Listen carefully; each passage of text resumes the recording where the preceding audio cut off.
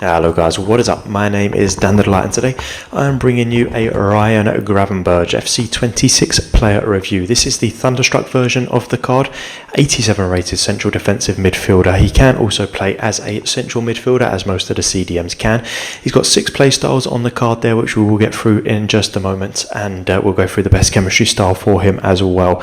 So he is 6'3", lengthy on the acceleration type, 4-star skill moves, 4-star weak foot, and he is right-footed. So, you know, look at the stats. They're all above 80, which is really good, and he's got very, very good stats where you would want them to be. You know, the defending and the physical and the dribbling is really, really solid there. So we're going to get into the in-game stats now, and then we'll look at the play styles and the chemistry style that's best fit for him. So double 80 on the acceleration type and the sprint speed. Just going to call out the best stats here. So 83 on the shot power, 82 on the finishing there, 83 on the passing with 88 short pass, 84 long pass. So that probably will make the overall passing feel a bit better there.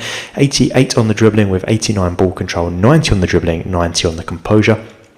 Defending at 85 with a standing tackle of 86, defensive awareness 84, interceptions at 92, and the physical at 85 with 89 stamina and 84 strength. So really, really solid stats there. I'm loving the looks of this card. I think that they're going to be really good, and we can put some chemistry styles on there to increase those as well. Now, he has got, as I said, 6 playstyles. Anticipate on the playstyle plus. He has got the long ball pass, block, intercept, press proven, and relentless. If you're playing him as a CDM, he can play holding plus, deep lying playmaker plus, and box crasher plus. And if you got him as a central mid, then he's got the deep lying playmaker and the holding plus.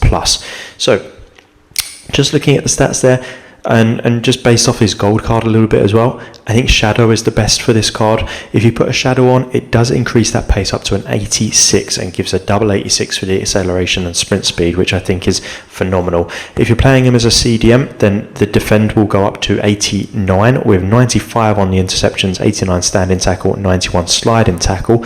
You know, he has also got the ability to have artist. I think that artist could work quite well with this card as well, which takes the passing up to an 87, dribbling up to an 91, which would be really good because the short pass would go up to a 91 as well there, which I think could put this card over the edge if you're playing him as a central midfielder. So let's get into some gameplay with him, and then we'll look back on these stats and we'll compare them to if I think that he's worth picking up in game or if I think that he's probably a miss. Let's have a look.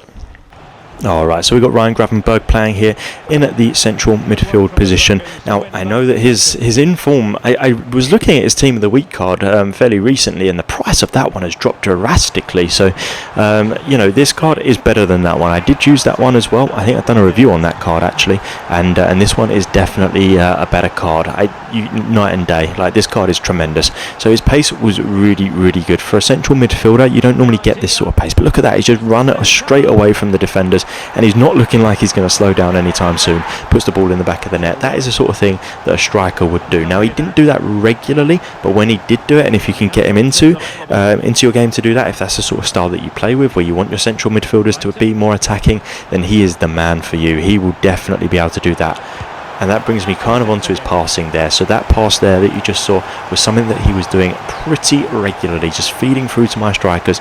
That's a pass that not many cards can make, I think. I don't normally notice passing to be that good sometimes, but this one, for some reason, the passing on that card was absolutely tremendous, and the through balls and everything like that was working to an absolute T. Really, really did love the passing as far as this card goes. Dribbling was good. Dribbling, I didn't notice that much. This card's probably not the dribbler in the team.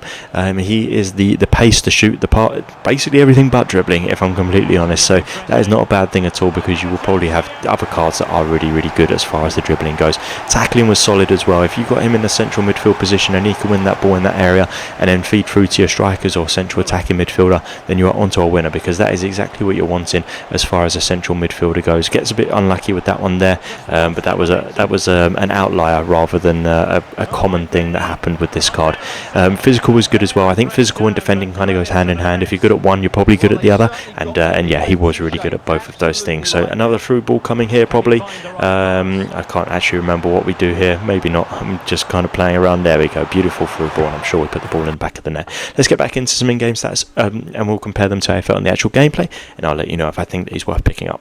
Alright, so we've just seen Gravenberch in action there. A tremendous card for me. I absolutely loved using this card. I think he is a very, very solid CDM. You know, cheaper than Rodri, and probably just as good. I've just done a review on the Rodri card, and I did like this card probably just as much. Slightly different, but still a very good card. 80 pace felt every bit of 80 pace, maybe even an 82 there. His pace felt really good, particularly if you're going to use the shadow to increase that. 80 on the shooting. I didn't really have many shooting opportunities with him, so I'm going to leave that as an 80. 83 passing felt more like an 85, 86. His passing was absolutely solid. The 88 short pass definitely made it feel like that. The 88 dribbling for sure. Agility and balance was a little bit low.